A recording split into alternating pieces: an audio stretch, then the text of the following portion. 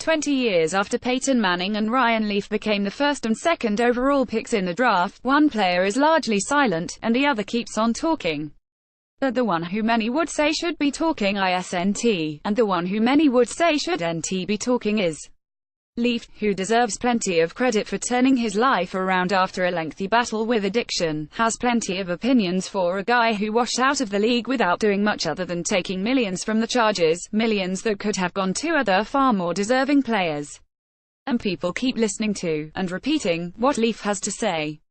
Most recently, Ryan Leaf suggested that, of the 5 guys at the top of the quarterback class in 2018, Baker Mayfield reminds Ryan Leaf the most of the 1998 version of Ryan Leaf.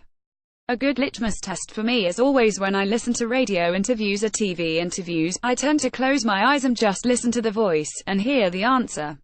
I always say, if it sounds like the 1998 version of Ryan Leaf, there's definitely a red flag that needs to be raised there, Leaf said during an appearance on 92.3 The Fan in Cleveland, via the New York Daily News.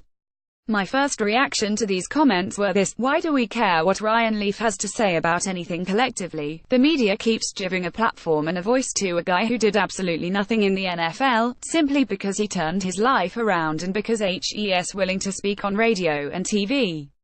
But then I realized that one major positive factor comes from seeing and hearing Leaf in the weeks preceding the draft. It serves as a reminder that, despite all of glowing assessments of draft-eligible players aimed consciously and not at stoking the fire of plausible hope for fans of every team, there will be busts. Plenty of busts. Colossal busts. But the draft experts rarely mention that there will be busts, because they can't answer the next logical question: who will they be? Leaf, unlike most of the people who are talking about the incoming draft class, is willing to try to answer that question.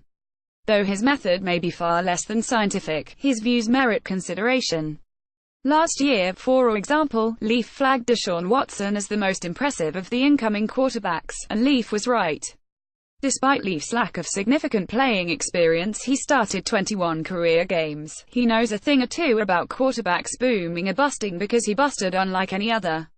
And his most recent comments about Mayfield weren't the first time Leaf spoke about the 2017 Heisman winner.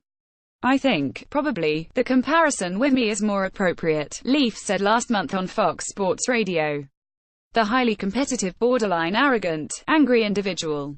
The biggest thing for me will be how he deals with failure. That's where my downfall was, when things began to fall apart, how I was able to deal with that. When the media is on you, you play a bad game, your whole city is on you. That's where see where Baker Mayfield is at. Right now there's no evidence to back up that when things get tough, he won't break. Leaf broke in a more significant and notorious way than most young players ever have. He knows the signs, he knows the patterns. He's taking his own experiences and he's trying to predict whether other young quarterbacks are behaving the way he did. Not that it will matter. As Leaf explained it a year ago on PFT Live, the 1998 version of himself would have ignored any advice the older Ryan Leaf would have offered. But Leaf is providing a useful voice during the typically hype-filled pre-draft process, a voice shaped by the experience of entering the league as a top pick and failing spectacularly. Others who have done the same should consider doing the same. By embracing and understanding what went wrong for them, draft picks who busted can explain the factors, outline the warning signs, and above all else remind everyone that it's highly unlikely that, for example, all 5 quarterbacks expected to be picked in round 1 will end up making it in the NFL.